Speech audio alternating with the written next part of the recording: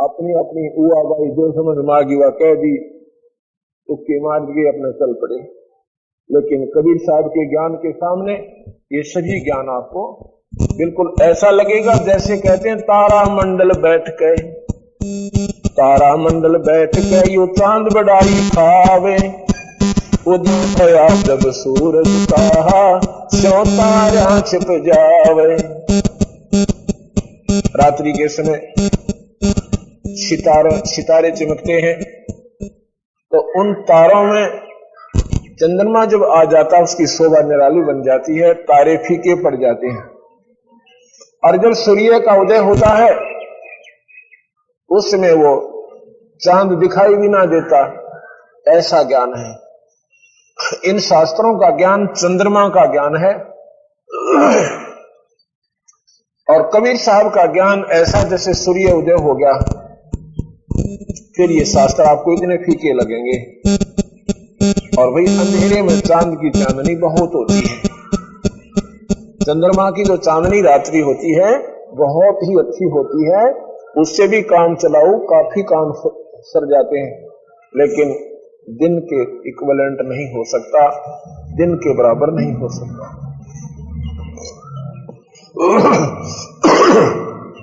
अब मैं आपको, क्योंकि इस 6-7 दिन का जो समागम है ये बिल्कुल प्यार से और बिल्कुल न्यारे न्यारे वर्णन देने का होता है, और इसका यही लाभ है कि जो भक्तात्मा जिनके परमात्मा की जिन पर कृपा होगी वो यहाँ सुनने आए हैं, और इन सुनेंगे तो ये बात आपके हृदय में समावेगी। अब मैं विष्णु पुराण सुनाता हूं, पहला अध्याय प्रश्न नंबर 9 से 11 से आभार। मैंने ये इन शास्त्रों से जो मुझे आवश्यक समझा, मैंने जिनकी मुझे आवश्यकता थी, इस विष्णु पुराण से इसमें लिखा है, इसमें यथार्थ भक्ति संदेश द्वितीय भाग में प्रथम अंश पहला अध्याय प्रश्न नंबर 9 से 11 से साहबार ग्रंथ प्रारंभ। श्री सूत जी बोले, विष्णु पुराण सुना रहा हूं। नित्य कर्मों से निर्वृत हुए मुनिवर पाराशर जी को प्रणाम करके एवं उनके चरण स्पर्श करके मैत्रेय जी ने पूछा, हे गुरुदेव, मैंने वेद वेदांग और धर्म शास्त्रों का आपसे ही कर्मश अध्ययन किया है। हे मुनि श्रेष्ठ, अब मैं आपके मुखारविंद से सुनना चाहता हूं कि ये जगत किस प्रकार उत्पन्न हुआ, ये सृष्टि कैसे उत्पन्न हुई, ये सुनना ध्यान से।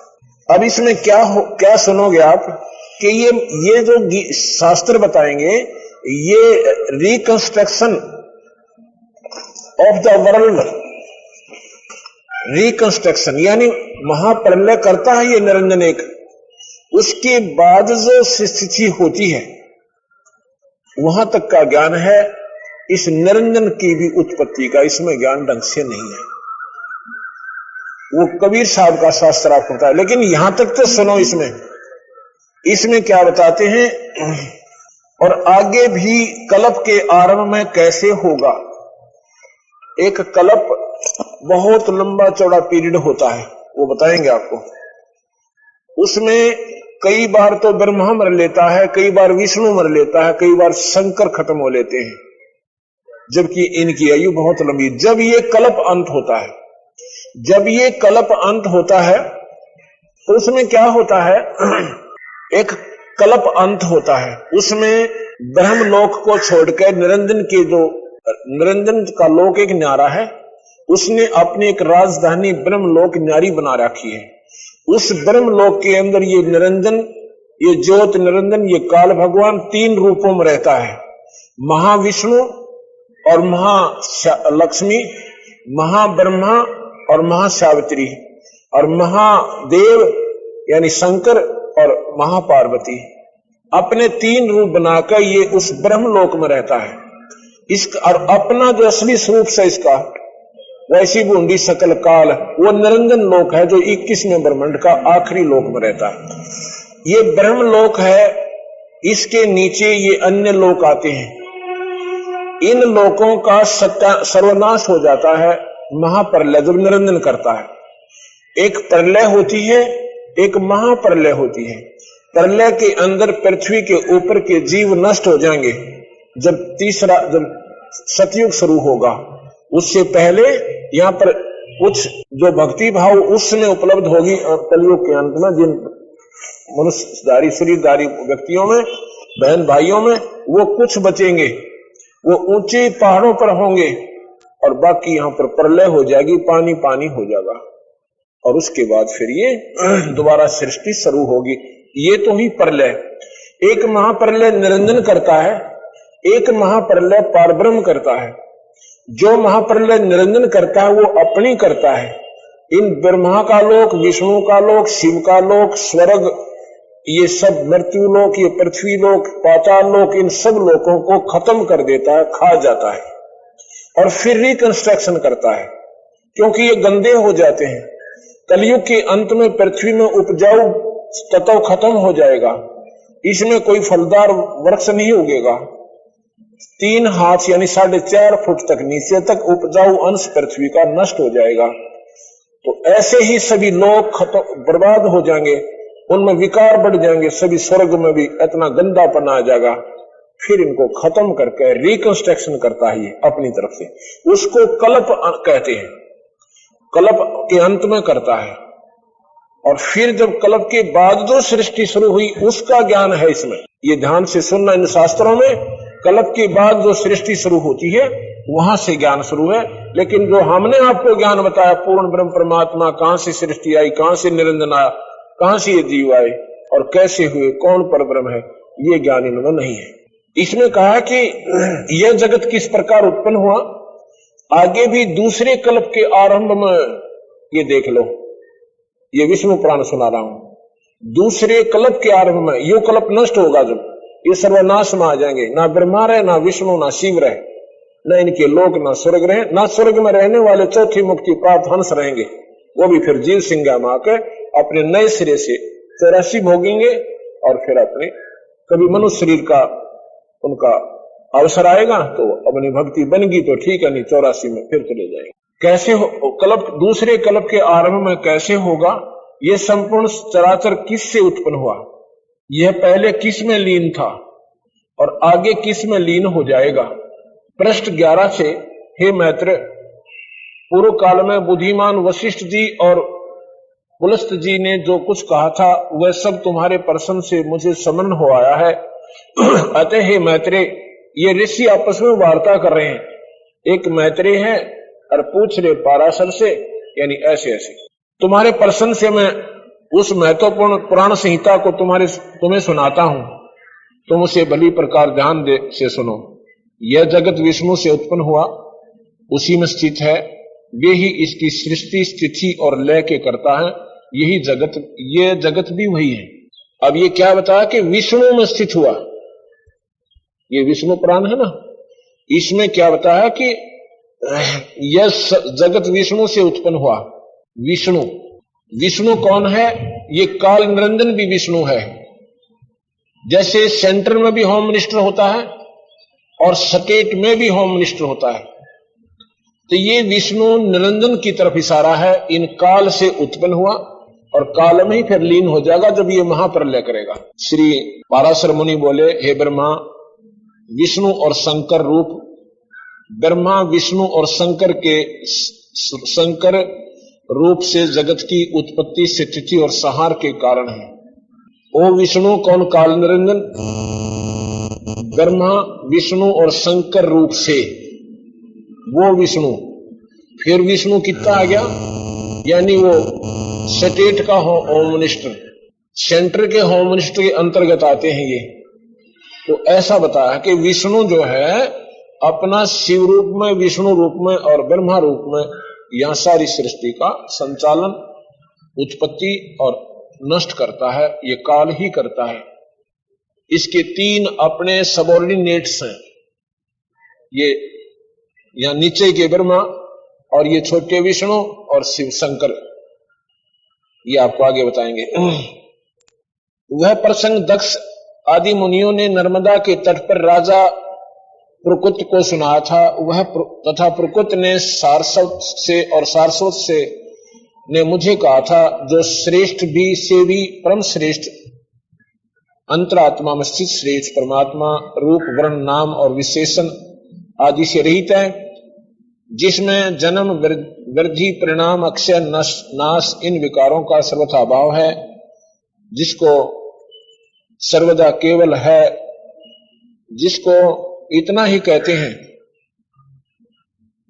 जिनके लिए यह प्रसिद्ध है कि वे सर्वत्र हैं, उनमें समस्त विश्व बसा हुआ है। इसलिए हे विद्वान जिसको वासुदेव कहते हैं, वही नित्य अजन्मा अक्षय अवयव एक रूप है और हे गुणों के अभाव से कारण निर्मल ब्रह्म है। वही इन सब व्यक्त कार्य और अव्यक्त कारण जगत के रूप तथा उसके साक्षी पुरुष महाकारण काल के रूप से स्थित है। अब देखो, इस निरंजन की महिमा गाई गई है विष्णु पुराण में, उसको विष्णु कह करके। इसमें कहते हैं कि वही जो है, यही साक्षी पुरुष और महाकारण काल के रूप में स्थित है। महाकारण और काल के रूप में स्थित है, यानी ये विष्णु ही काल है, यही निरंजन है। ये द्विज परब्रह्म का प्रथम रूप पुरुष है, अव्यक्त और व्यक्त उसके अन्य रूप हैं तथा काल उसका परम रूप है। इन्होंने इसको वैसे ब्रह्म को ही परब्रह्म संज्ञा दे रखी है, यह ज्ञानता है। और इसमें लिखा है कि उसका परम रूप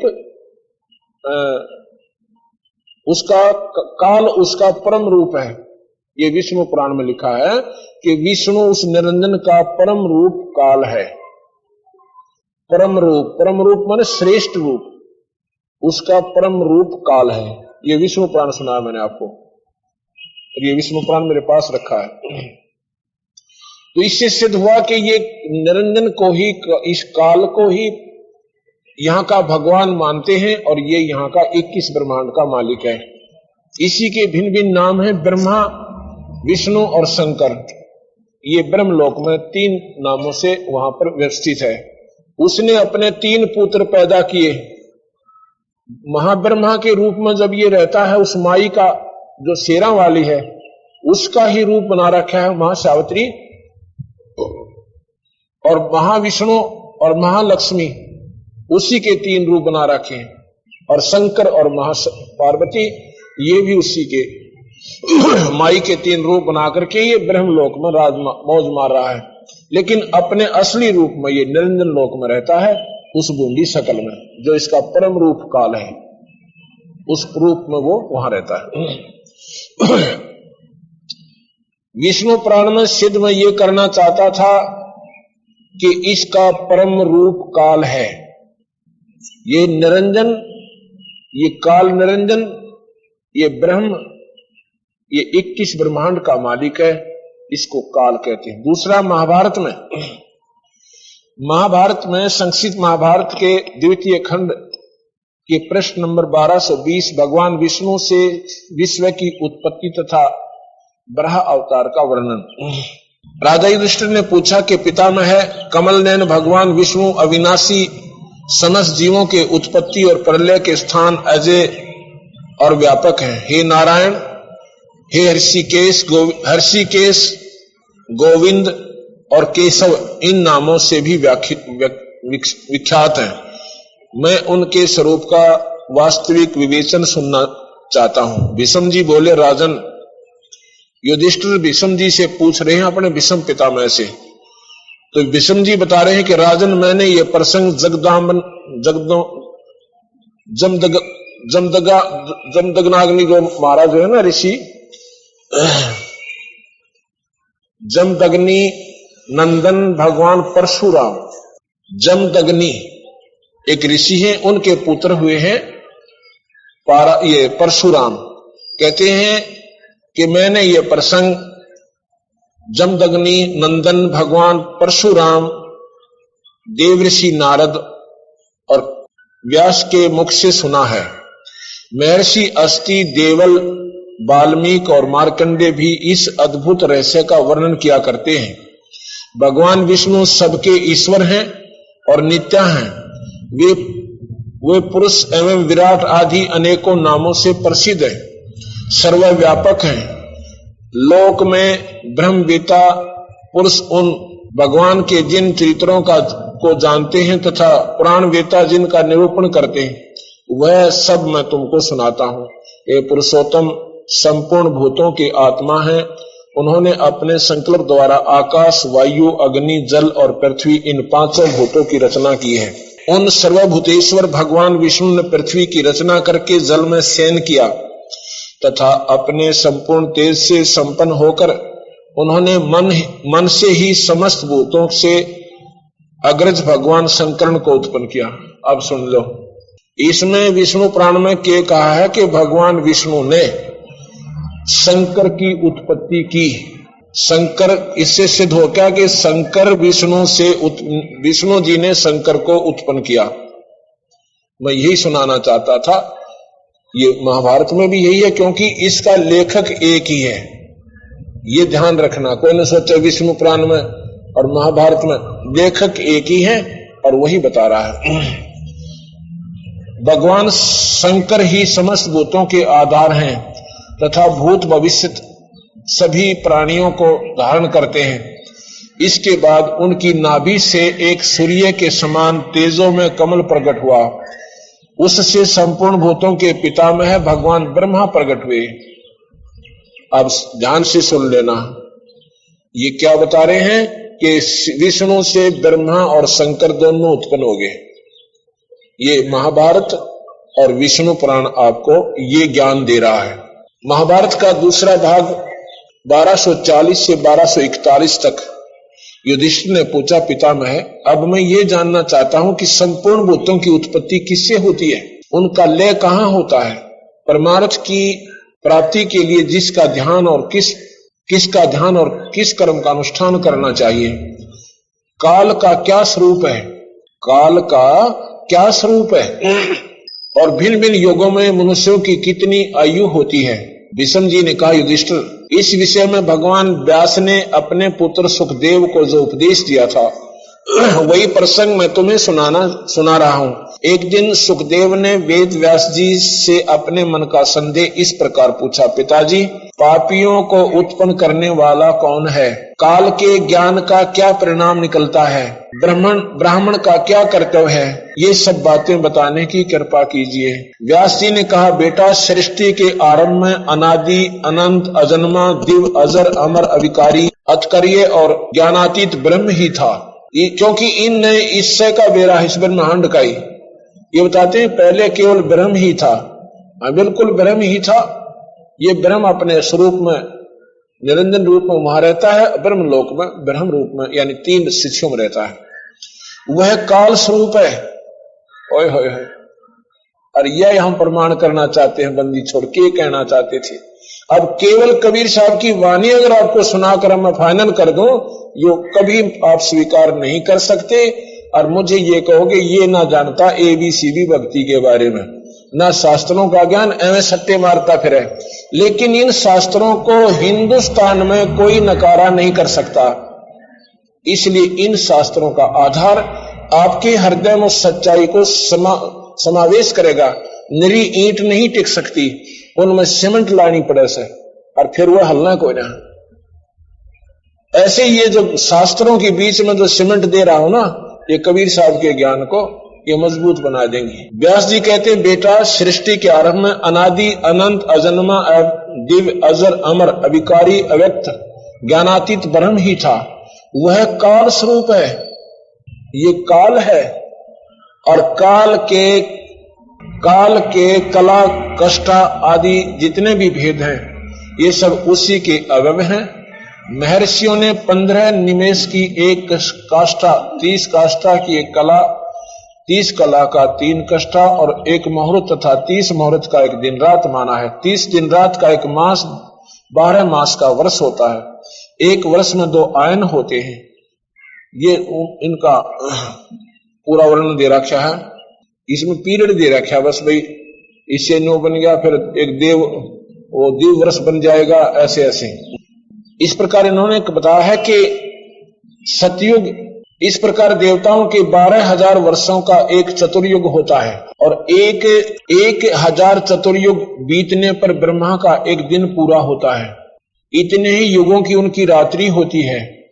भगवान ब्रह्मा अपने दिन के आरंभ में संसार की सृष्टि करते हैं, और रात में जब प्रलय का समय होता है, उन सबको अपने में लीन करके योग निद्रा का आश्रय लेकर के सो जाते हैं। फिर प्रलय का अंत होने पर, रात बीतने पर वे जाग उठते हैं, और इस प्रकार 1,000 चतुर्युग को जो ब्रह्मा का एक दिन बताया गया, और इतनी ही बड़ी उनकी रात्रि बतलाएगी, उसको जो भी लोग ठीक समझते हैं वे ही काल के तत्व को जान लेने वाले हैं। रात्रि समाप्त होने पर जागृत हुए ब्रह्मा जी पहले महतत्व को उत्पन्न करते हैं। इस प्रकार से स्थूल जगत को धारण करने वाले मन की उत्पत्ति होती है। महाभारत के दूसरे में लिखा है ये समाप्त हुआ। श्री भागवत सुधा सागर के 3 स्कंद में के 8वें अध्याय के शेषाभार, ब्रह्मा की उत्पत्ति। सृष्टि के पूर्व में संपूर्ण विश्व जल में डूबा हुआ था। एक समय एकमात्र श्री नारायण देव शेष शैया पर पौड़े यानी सोए हुए थे। वे अपनी ज्ञान शक्तियों को अक्षुण रखते हुए और योग निद्रा का आश्रय ले अपने नेत्र मूंदे हुए थे। सृष्टि के क्रम से अवकाश लेकर, अब ये कौन? शेष शैया पर नारायण, नार जमाम आयन। नारायण का क्या मतलब होता है? नार माने पानी, आयन माने निवास करने वाला। जो पानी में निवास करने वाला उसको नारायण कहा है। तो ये पानी में निवास करने वाले यानी निरंजन भी अपने लोक में नारायण है। आपको बता रहा हूं कि होम मिनिस्टर सेंटर में भी होते हैं और राज्य में भी होते हैं, इसमें स्टेट में भी होते हैं, ऐसे ही समझ लीजिए। तो यहां कहते हैं वो नारायण शेष शैया पर सोए हुए थे और सृष्टि कर्म से विश्राम लेकर यानी महाप्रलय करके निरंजन जी इस सारे लोकों को खत्म करके एक ब्रह्मलोक में छोड़कर और उसमें अपना पानी करके उसमें आराम कर शेष नाग के ऊपर और शेष शैया पर सो रहे थे। सृष्टि कर्म से अवकाश लेकर आत्मा आनंद में मगन थे। उनमें किसी भी क्रिया का उन्मेष नहीं था।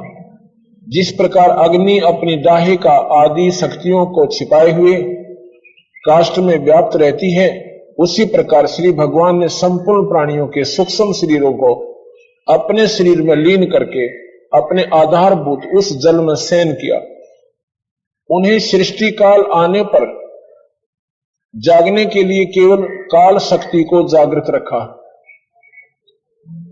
अब यहां देखना, इस प्रकार अपनी सर्वभूता स्वचिता के साथ यह एक संसद चतुर्युग प्रांत जल में शयन करने के अनंतर जब उनके द्वारा नियुक्त उनकी काल शक्ति ने उन्हीं जीवों को कर्मों की प्रवृत्ति के लिए प्रेरित किया, तब उन्होंने अपने शरीर में लीन हुए अब अनंत लोक देखे, जिसमें भगवान की दृष्टि अपने में निहित लिंग शरीर आदि सूक्ष्म तत्वों पर पड़ी तो हुआ है। तब कालाश्रित रजोगुण से सूक्ष्म अक्षुभित होकर सृष्टि रचना की निमित्त उनके नाभि देश से बाहर निकला।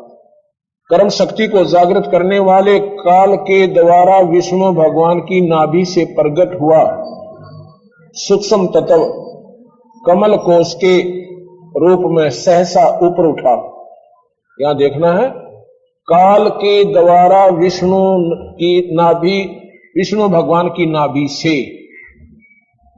आप देखो ना, भगवान विष्णु की नाभि से एक कमल दिखाया जाता है, उसमें ब्रह्मा ऊपर बैठा दिखे। और ये बता रहे हैं सुधा सागर में, श्री भागवत सुधा सागर जिसको सुख सागर भी कहते हैं, उससे सुना रहा हूं। तो काल के द्वारा विष्णु भगवान की नाभि से प्रकट हुआ, यानी काल ही सब कंट्रोलर है, वही सब खेल खेल रहा है। ये ब्रह्म है, 21 ब्रह्मांड का मालिक है, 1000 भुजा से युक्त है। इसकी शक्ति इन ब्रह्मा विष्णु में इससे कई गुना ज्यादा है और इन सबको यही नाच नचा रहा है। संपूर्ण गुणों से प्रकाशित करने वाले सर्वलोक में कमल में एक विष्णु भगवान की अंतर्मी रूप से प्रविष्ट हो गई। उसमें से बिना पढ़ाए ही स्वयं संपूर्ण वेदों के जानने वाले साक्षात वेद मूर्ति ब्रह्मा जी प्रकट हुए, जिन्हें लोग शंभु भी कहते हैं। उस कमल की कणका में बैठे हुए ब्रह्मा जी को जब कुछ लोग दिखाई नहीं दिया, तब वे आंखें फाड़कर आकाश की ओर गर्दन घुमाकर देखने लगे, तो जिससे उनके चारों ओर दिशा घुमाने से 4 मुख बन गए। ब्रह्मा के 4 मुख बन गए। कहते नो ऊपर ने देखा, नो देखा, नो देखा, नो देखा, तो कहते हैं 4 मुंह बन गए उसके। कोई बात ना। अच्छा आगे देखिएगा, उसमें प्रलयकालीन पवन के थप्पड़ों से उछलती हुई जल की तरंग मालाओं के कारण उस जल राशि से ऊपर उठी हुई कमल पर विराजमान आदिदेव ब्रह्मा जी को अपना उस लोक तत्व कमल का कुछ भी रहस्य न जान पड़ा। अब मैं आपको शिव पुराण सुनाता हूं, ये ध्यान से सुनना, क्योंकि इस खुले समागम का यही एक विशेष लाभ हमारे को प्राप्त होता है कि हम जो कहना चाहें आप तक पहुंचा सकते हैं। इनका क्योंकि ये बिल्कुल नया ज्ञान है, फ्रेश ज्ञान है और दूसरे ज्ञान से बिल्कुल भिन्न है, इसलिए इसको स्वीकार करने वाले बहुत कम आत्माएं पाएंगी और वो पाएंगे जिनके ऊपर कबीर भगवान पूर्ण परमात्मा की कृपा होगी।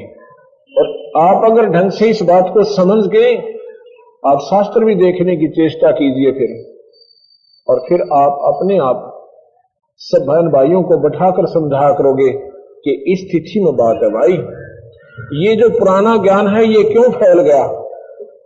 जगह जगह पर संतों ने ये पुराणों की व्याख्या की, इनके गुणगान किए, आगे सुनने वालों ने आगे किए, आगे सुनने वालों ने आगे किए, वो जैसा भी उन्होंने सुना जो का तो आगे संसार में समाज में फैल गया।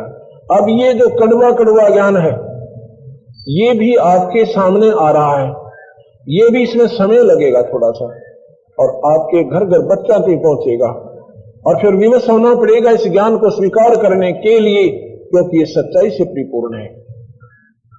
ये सभी का को ये समूच कर देता है। इन्होंने तो अपने अपने लेवल में छोड़ दिया ज्ञान को, लेकिन इन कबीर साहब ने क्या किया, ये हाथी बना दिया और हाथी बनाकर दिखा दिया कि हाथी ही है, ये सब मिला करके हाथी बना है। शिव पुराण में क्या लिखा है, 6वां अध्याय प्रश्न नंबर 120 122 से साहबा। ब्रह्मा जी बोले, हे ब्रह्मन, तुमने लोक कल्याणकारी यह बड़ा ही उत्तम प्रश्न किया है। महाप्रलय के समय से, निरंजन के द्वारा की गई महाप्रलय के समय से, यानी रिकंस्ट्रक्शन ऑफ द वर्ल्ड, संसार की दोबारा जो उत्पत्ति की गई है वहां से इनके शास्त्र शुरू होते हैं, लेकिन जो मूल उत्पत्ति हुई है वो केवल कबीर साहब का शास्त्र ही आपको बता पाएगा। और सत्पुरुष के आदेश से तो वह प्रकृति बाहर आई थी और सेना आली बाहर निकाल दी थी जो निरंजन के पेट में थी। ये ध्यान से सुनना। और ये क्या कहते हैं कि उसने अपने शरीर से स्वच्छंद शरीर वाली, कभी नाश ना होने वाली शक्ति प्रकट की। अब बात वहीं आएगी, लेकिन इन्होंने कंप्लीट ज्ञान नहीं है, अधूरा ज्ञान है। और सच्चाई जो की तो कबीर साहब की वाणी बिल्कुल सत्य है कि वो वही प्रधान प्रकृति, वही गुणवती माया, वही विकास से रहित बुद्धि तत्वों की जननी माता कहलाई। वह शक्ति अंबिका प्रकृति संपूर्ण लोकों की ईश्वरी त्रिदेव की माता। ये सुन लो ध्यान से। ये मैं आपको शिव पुराण सुना रहा हूं। शिव पुराण क्या कह रहा है कि यही माता सेना वाली, इसको प्रकृति देवी जगदम्बिका और प्रधान प्रकृति, माया, अष्टंगी, अंबिका, और ये तीनों देवताओं की माता है। ये क्या शिव पुराण किसी ने पढ़ा नहीं होगा, खूब पढ़ा, लेकिन जो कबीर साहब का ज्ञान ना होने से कड़ी जुड़ी को ना उन पे, इसलिए यह बात नो की नो छोड़ दी और अपना ढूंढे ठाए गए। भगवान शिव की कथाएं सुना दी, उनकी लीलाएं सुना दी, पर नो ना बताया कि इनकी मां कोई और से, या तीनों देवताओं की माता। या किसके पास थी? इस सदाशिव यानी काल निरंजन, ये सदाशिव है। शिव माने शक्ति, सदा जो शक्ति है, शक्ति माने राम, राम जो है ये सदा राम कहो, यानी इनका अनाद सनातन भगवान कहो, ये सदा शिव कहो, ये काल निरंजन तीन रूपों में ब्रह्मलोक में रहता है। तीन देवों की माता नित्य और मूल कारण कही गई है, जिसकी 8 भुजाएं हैं और जो विचित्र मुख वाली सुप्रभा है। सदाशिव ने उस शक्ति को साथ लेकर अपनी पत्नी के रूप में स्वीकार करके इस शेरा वाली को साथ लेकर शिवलोक नामक अक्षेत्र की रचना की। उसी उत्तम अक्षेत्र को काशी कहते हैं। ये स्वर्गलोक में काशी है, उसका यहां एक डुप्लीकेट काशी यहां नाम दे रखा है। उसी उत्तम क्षेत्र को काशी कहते हैं, जो परम मोक्ष को देने वाली और सर्वप्रिय है। उस क्षेत्र में परमानंद शिव पार्वती सहित निवास करते हैं। ये काल निरंजन महाशिव और महापार्वती के रूप में उस निरंजन लोक, अपने ब्रह्म लोक में रहता है। उसने उसी लोक में एक न्यारस्थ जैसे स्थिति बना रखी है, एक नारा महाविष्णु लोक बना रखा है, एक महाब्रह्मा लोक बना रखा है, एक नारा महाशिव लोक बना रखा है। शिव पार्वती सहित निवास करते हैं। हे मुने, प्रलय काल में भी वह क्षेत्र शिव पार्वती से रहित नहीं होता। प्रलय काल में ब्रह्मा विष्णु महेश मर जाते हैं और ये ध्रुव प्रहलाद जैसे चौथी मुक्ति प्राप्त भी समाप्त हो जाते हैं, लेकिन वो ब्रह्मलोक समाप्त नहीं होता। इसी से उसको अविमुक्त कहते हैं। धनुषधारी शिव जी ने पहले इसमें एक आनंद वन बनाया। उस आनंद वन में शिव के रमण करते रहने पर शिवा और शिवा माने पार्वती, शिव माने ये काल निरंजन, इन दोनों का विलास करने से, वहां पर शयन करने से नारद जी उन्होंने किसी दूसरे पुरुष के निर्माण की इच्छा हुई, यानी फिर बच्चे पैदा करने की उत्पत्ति उनकी उमंग हुई, इच्छा हुई। उन्होंने सोचा कि हम इसका भार किसी दूसरे पर देकर शांति से काशी में केवल मौज मारा करेंगे। इस प्रकार निश्चय करके इसके दक्षिण के 10वें अंश में सुधारूप आवास का व्यापार किया, जिससे त्रिलोक में एक सुंदर पुरुष का आविर्भाव हुआ, जो शांत और सतोगुण से युक्त एवं गंभीरता से के सागर में के समान है। तब उस अजय पुरुष ने प्रकट होकर परमेश्वर शंभु को प्रणाम कर कहा कि हे स्वामी, मेरा नाम कहकर मेरे कर्मों को भी मुझे कहिए। यह सुनकर प्रभु शिवजी हंसकर बोले कि सर्वत्र व्यापक होने से जगत में तुम्हारा विष्णु नाम प्रसिद्ध होगा। और यहाँ के बता दिया कि उस विष्णु शिवजी ते विष्णु उत्पन्न हुआ, पर न्यो ना बेरा कौन से शिव जीते हैं? ये वो महाशिव, ये निरंजन से, और कैसे उस पत्नी के साथ, ये शिव पुराण बता रहा है। उस शेरा वाली को महाशिव महाशक्ति के रूप में, शिवा के रूप में रख के अपना जो है ना ये बच्चा उत्पन्न किया। इसने ऐसे ही कर रखा ब्रह्मलोक में। वहां अपने 3 रूप में 3 बच्चे पैदा किए। ब्रह्मा रूप में ब्रह्मा का, क्योंकि फिर जो रजोगुण में रूप धारण करके उसने बच्चे उत्पन्न किया, तो उस बच्चे में वही गुण आ जाते हैं, रजोगुणी हो जाता है। जब ये विष्णु रूप में रह करके उसी पत्नी को अपने दूसरे रूप में रख के और जब संतान उत्पत्ति करता है, तो उस बच्चे में सतोगुण आते हैं।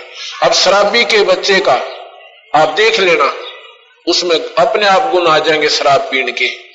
जो शराब पीता है जिसका बाप, और फिर उसकी जो संतान होगी उस बच्चे में आप पर जन्म हो जाएंगे वो शराब के पीने की। और यह बिजली क्यों पड़ गई? अब इतना समाज क्यों बिगड़ गया?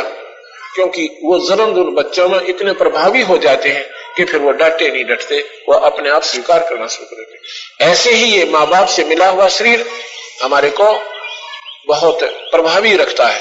जैसे भी माँ बाप से मिला, अगर कोई चोर है जिसका बाप, तो उस बच्चे में वो चोरी के गुण आप पाए जाएंगे। एक लड़का था छोटा सा, उसका बाप एक नंबर चोर, उसकी दादी नाम ले रही, उसकी माँ नाम ले रही छोटे छोरे की, और वो लड़का भी चोरी करे। अरे महा बेटी के बाप, तुम 8 साल का 10 साल का बच्चा है तो चोरी क्यों करता है? नाम भी ले रखा तूने। न बोला जी मेरा डटिया ना जानता था, कर लो चोरी, मेरे बस की बात कोई ना, मैंने तो ऐसा जी करा कि इससे कोई चीज मिल जाए उसने लको कर भाग लो। अब वो काफी दिन हमारे साथ रहने से अब उसने व्यक्ति चेंज कर दी, बदल गया वो लड़का, अब नहीं करता वो काम। तो उसमें अपने माँ बाप पिताजी के गुण पाएंगे उसमें। तो ऐसे ही ये क्या करता है, 3 रूपों में अपने 3 पुत्र उत्पन्न करता है काल भगवान, और उनको ब्रह्मा विष्णु शिव बना देता है। जब तक वो जवान होते उनको मूर्छित रखता है, उनको नहीं मालूम तुम कहां थे कौन थे, जो बोड़ी बूझ बनाकर धर दे की तो उठा के, और इनको हम भगवान मान रहे हैं। ये सुनना जानता है। आगे शिव महापुराण में लिखा है, ब्रह्मा जी बोले श्री नारायण के शयन करने पर शिव जी की इच्छा से उनकी नाभि में से एक, ये तो विष्णु तो हो गया, शिव जी तो उत्पन्न है, अरे ब्रह्मा उत्पन्न होगा शिव जी से, ये और बताते हैं। ब्रह्मा जी बोले श्री नारायण के शयन करने पर शिव जी की इच्छा से उनकी नाभि से एक कमल की उत्पत्ति हुई, जिसका विशाल और अंत योजन का विस्तार है। अंत योजन की ऊंचाई थी। उसके साथ अर्थात पार्वती सहित शिव ने मुझे उत्पन्न किया। ब्रह्मा बतावा है कि पार्वती और शिव के संपर्क से यानी ब्रह्मा का जन्म हुआ। कौन से शिव थे? इस काल निरंजन थे, मुझे उत्पन्न किया।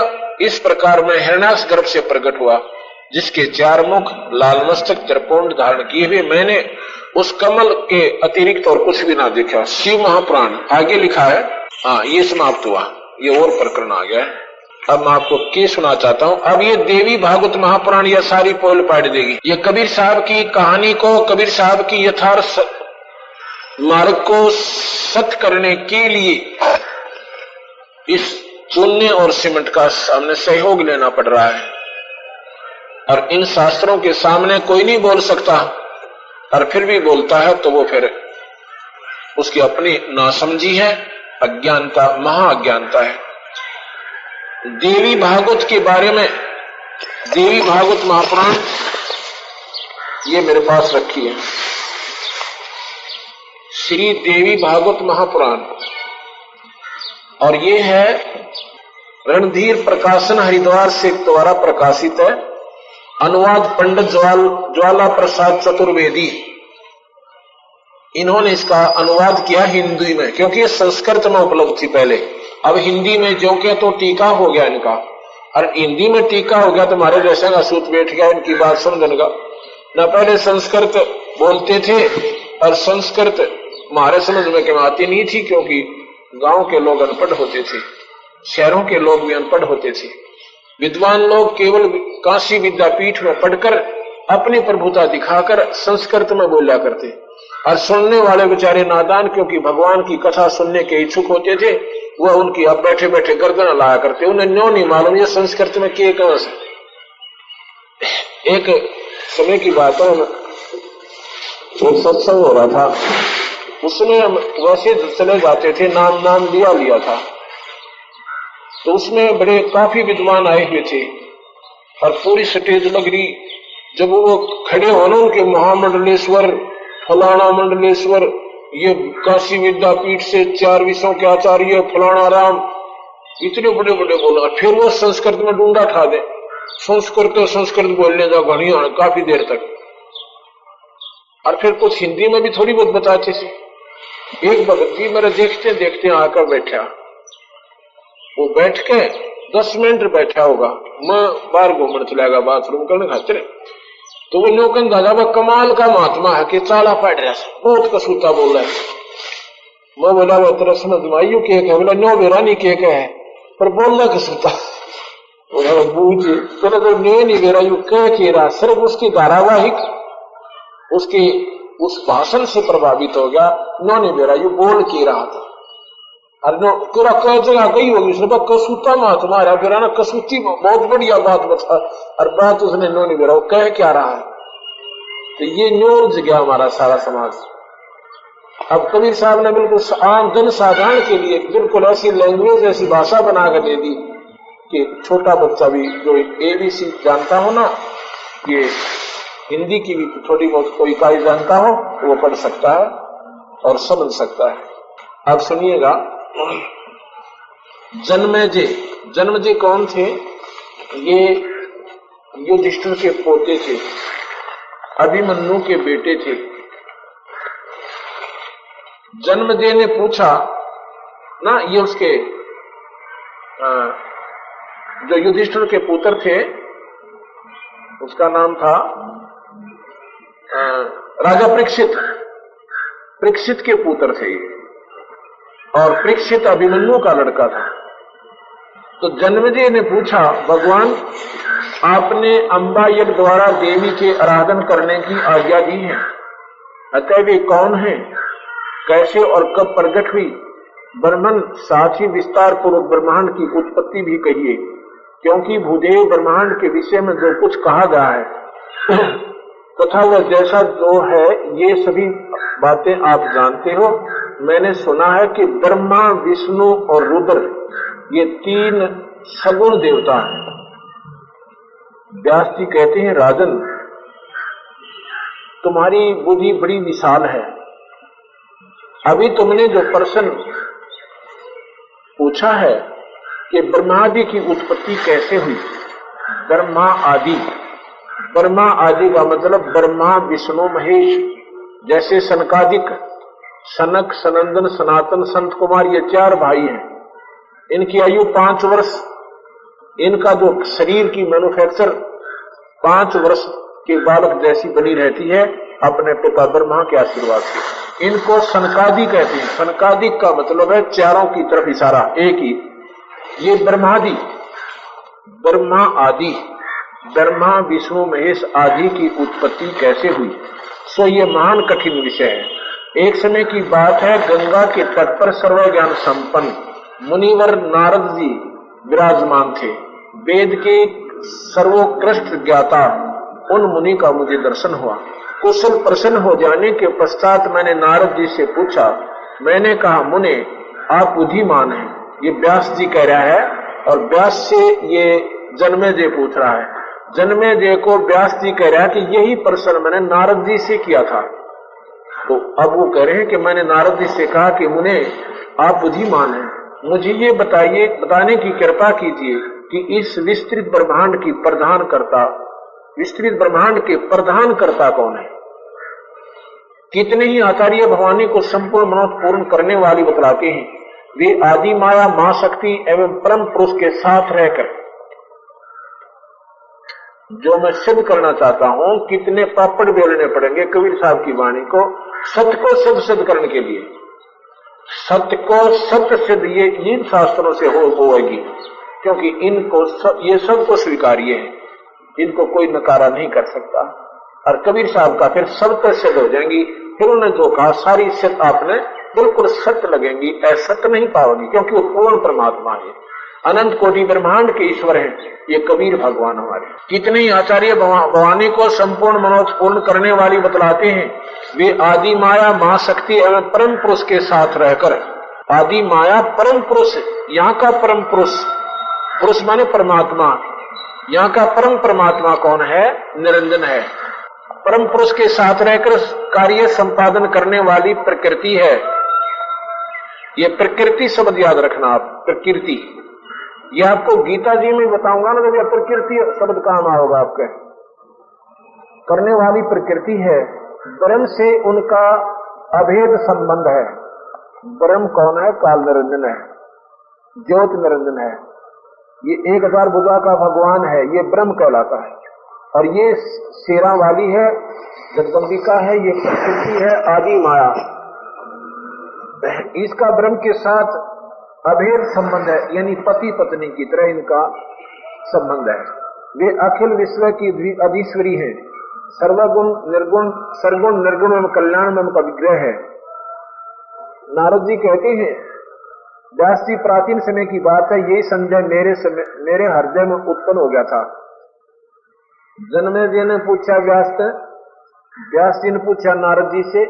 नारद जी कहता कि यही संशय मेरा हो रहा था, मैंने अपने पिता ब्रह्मा से पूछा।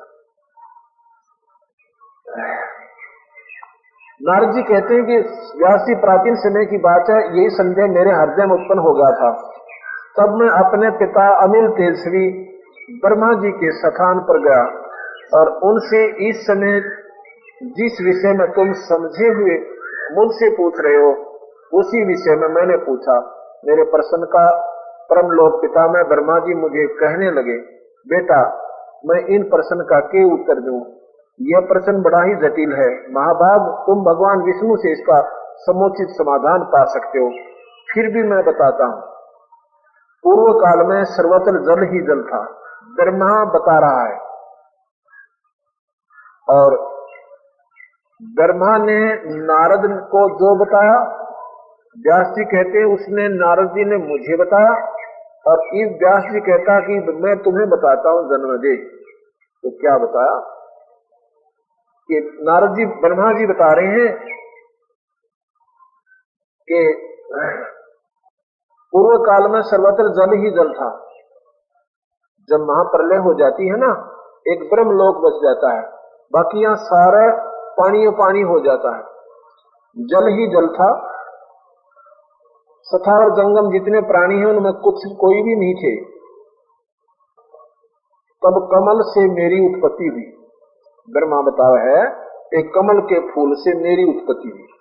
मैं कमल की कणका पर बैठकर विचार करने लगा। पर इसने नो ना दे रहा हुई कैसे, ये आपने पहले सुन दिया कि शिव पुराण में वो क्या करे है निरंजन, ब्रह्मा अपना एक बेटा पैदा करेगा, उसका नाम ब्रह्मा धर देगा, उसने मूर्छित रखेगा, और जब वो जवान हो जाता है उसने ठाकर उस कमल के फूल पर रख देता है।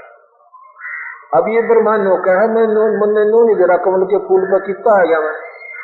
ये सारा खेल युग काल निरंजन ही कर रहा है। बैठकर विचार करने लगा, मेरी उत्पत्ति मैं कमल पर से मेरी उत्पत्ति हुई। मैं कमल की कणिका पर बैठकर यानी कमल के फूल पर बैठकर विचार करने लगा, इस अगाध जल में मैं कैसे उत्पन्न हो गया। यह तक कति बड़ी बूझ बना रखे हैं इस काल में, इन न्योना ग्राम कितना आगे कौन है लोग मुझे मालूम ही नहीं, इस अगाध जल में मैं कैसे उत्पन्न हो गया। यो विचार करके मैं जल में उतरकर 1000 वर्ष तक पृथ्वी का अन्वेषण करता रहा। यानी जो ढूंढेगा कि जब वो सफल भी पा जा, पर 1000 वर्ष तक कुछ नहीं पाया। मुझे जल का कोई और छोर नहीं मिला। इतने में आकाशवाणी हुई कि तप करो तप करो। तब मैंने तपस्या आरंभ की। उस कमल के फूल पर बैठकर बैटरी चार्ज करते हैं ये तप करके, इससे सिद्धियां आ जाती हैं तप करने से। ये साधक साधना करते हैं, आपने साधक दिखेंगे और जाप कर रहे हैं काल निरंजन का, तो इनको सिद्धियां दे देता है।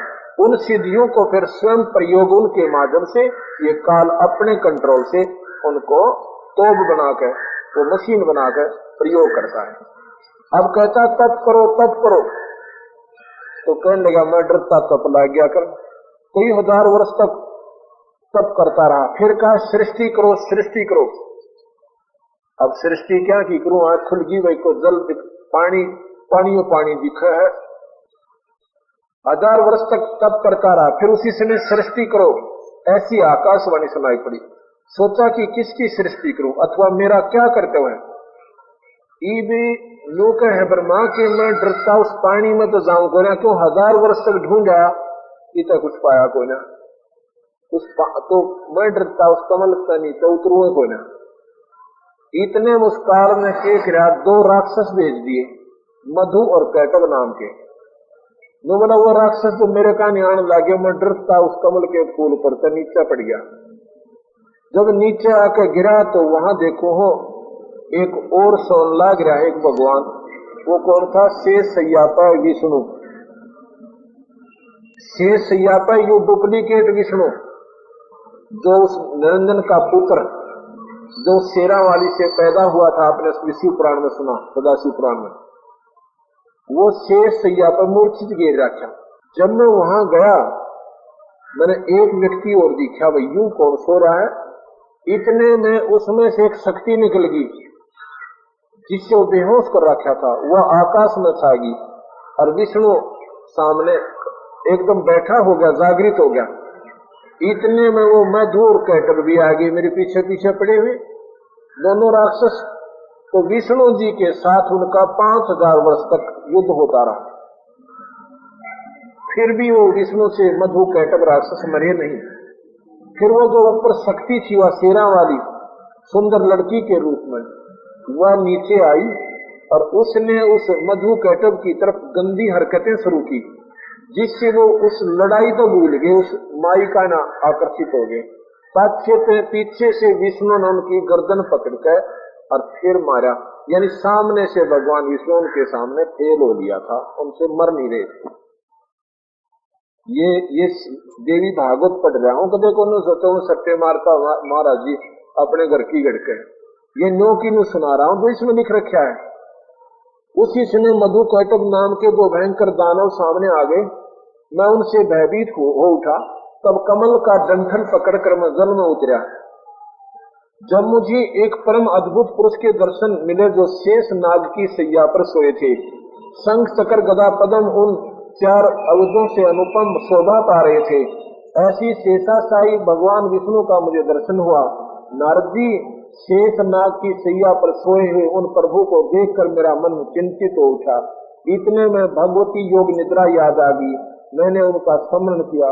कल्याणमयी भगवती श्री विष्णु के विग्रह से निकलकर और अचिंत रूप धारण करके आकाश में विराजमान होगी। तब तुरंत ही श्री हरि उठ बैठे, क्योंकि वो मूर्छित पड़े थे, और वो फिर उठ बैठे।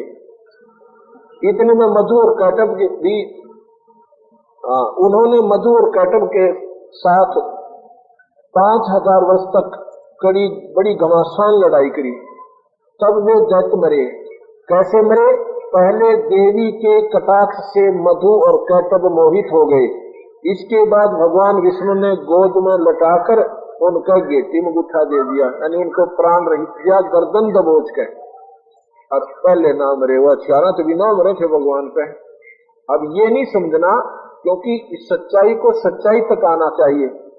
भगवान विष्णु उन 2 राक्षसों के सामने फेल हो गए थे। 5000 वर्ष थोड़े नहीं होते, अर्थात वो उन दोनों उससे शक्तिशाली थे जब उनसे नहीं मर रहे थे। वो भी उस माई ने अपनी कला करके उनको मरवाया जब वो शांत हुए। फिर क्या कहते हैं, इसके बाद भगवान विष्णु अब वहां मैं और भगवान विष्णु 2 थे। ब्रह्मा बतावस है, व्यास जी कह रहे हैं कि ब्रह्मा जी ने नारद को न्यों बताई थी, जैसे नो की नुमा आपको बता रहा हूं। ब्रह्मा कहता मैं और विष्णु दोनों वहां पर 2 हो गए। वहीं पर रुद्र भी प्रकट हो गए। वो जो भगवान डुप्लीकेट शंकर जी भी वहां दर्दिया ला कर काल निरंजन इतना देखे हैं, तो एक और शंकर भगवान आने लग रहे। हम तीनों को भगवती अद्या शक्ति के दर्शन हुए। तब वे आदि शक्ति हम लोगों से कहने लगी। देवी ने कहा, ब्रह्मा विष्णु और महेश्वर, तुम भली भांति सावधान होकर अपने अपने कार्य में संलग्न हो जाओ। सृष्टि स्थिति संहार ये तुम्हारे कार्य है। ब्रह्मा सृष्टि रचे, यानी ये शरीर बनावे, ये सब 184 जीवों के, और विष्णु पाड़े शिव जी संहार कर, ये थारे काम से। ब्रह्मा जी कहते हैं, हम लोगों ने उनसे कहा, माता हम किस प्रकार इन प्रजाओं के सर्जन आदि कार्य में सफल हों? विस्तृत भूमि का अभाव है, सभी स्थान जलमग्न है। हमारी बात सुनकर कल्याणमयी स्वरूपिणी भगवती का मुखमंडल मुस्कान से भर गया। इतने में एक सुंदर विमान आकाश से उतरा। तब उन देवी ने हमें आज्ञा दी कि देवताओं निर्भीक होकर इच्छा पूर्वक इस विमान में प्रवेश कर जाओ। तो कहते हैं हम तीनों के तीनों उसमें बैठ गए। वो विमान बिना गिनती की स्पीड पे चला। आगे हमने क्या देखा, तेजी से चल पड़ा और दिव्यधाम ब्रह्मलोक में जा पहुंचा। वो ब्रह्मलोक में ले गई उन्हें, जहाँ पहले से एक ऑलरेडी यानी सृष्टि विद्यमान थी। ब्रह्मलोक की वो निरंजन ने वहां पर खूब साजबाज दशा रखा था। और यहाँ महाप्रलय के बाद कुछ नहीं था। जहां एक दूसरा ब्रह्मा विराजमान थे, उन्होंने देखकर भगवान शंकर से, उन्होंने देखकर भगवान शंकर और विष्णु ने पूछा, मुझसे पूछा, चतुरानंद। चतुर आनंद का मतलब है चार मुंह वाले, आनंद माने मुंह, मुख। चतुरानंद, ये अविनाशी ब्रह्मा कौन है? मैंने उत्तर दिया, मुझे कुछ पता नहीं, सृष्टि के अधिष्ठा ये कौन है? अब सुनो इनकी बात। और यही हम बताना चाहते थे सच्चाई को, कि तीनों के तीनों ये नीचे के ब्रह्मा विष्णु महेश ये ब्रह्म लोक में पहुंच गए। वहां पर एक ब्रह्मा लोक है, एक विष्णु लोक है, महाविष्णु लोक और महाशिव लोक है। जब हम नौका ये विमान महाब्रह्मा लोक में पहुंचा, वहां एक ब्रह्मा जी और बैठे, तो नौका है ब्रह्मा के शिव जी और विष्णु मेरे पूछने लगे कि ये ब्रह्मा कौन है? तो ब्रह्मा ने बोला, मुझे कुछ नहीं मालूम ये कौन है। अब ये बात ये शास्त्रों में लिखी हुई है, इनको सुनना। इतने में मन के समान तीव्र गति से विमान तुरंत वहां से चल पड़ा, कैलाश के स्वर में शिखर पर जाकर पहुंचा। वहां विमान के पहुंचते ही एक दिव्य भवन में त्रिनेत्रधारी भगवान शंकर निकले। एक शंकर, एक ब्रह्मा विष्णु तो विमान में बैठे और एक आगे बैठे दोनों लोक में। ये समझाना चाहता हूं मैं आपको कि इस काल में इतना गजब जाल फैला रखा है। ब्रह्मा विष्णु महेश को भी मालूम हम कौन है और कहां से आए थे और कल ने हमारे साथ क्यों बनेगी। तो आम जीव यहाँ पर कैसे सुरक्षित हो सकता है? कोई कहता है 10,000 वर्ष तपस्या करके गया महात्मा, ये चल कई लाख वर्ष कर जाओ और काल के जाल से नहीं निकल सकते। ये तो कबीर साहब के मार्ग पर आप लग कर इस काल के जाल से बाहर हो सकते हो। वे नंदी वृषभ पर बैठे थे, त्रिनेत्रधारी शंकर निकले। वे नंदी वृषभ पर यानी बैल पर बैठे थे। नारद उस समय भगवान शंकर तथा उनके अन्य गणों को देखकर हमारे आश्चर्य की सीमा नहीं रही। अक्षण भर के बाद भी वह विमान उस शिखर से भी पवन के समान तेज चाल से चल पड़ा और वैकुंठ लोक में पहुंचा। वहां एक विष्णु लोक है, उसी ब्रह्मा लोक है। वहां भगवती लक्ष्मी का विलास भवन था। बेटा नारद, वहां मैंने जो संपत्ति देखी उसका वर्णन करने में मैं असंभव हूँ।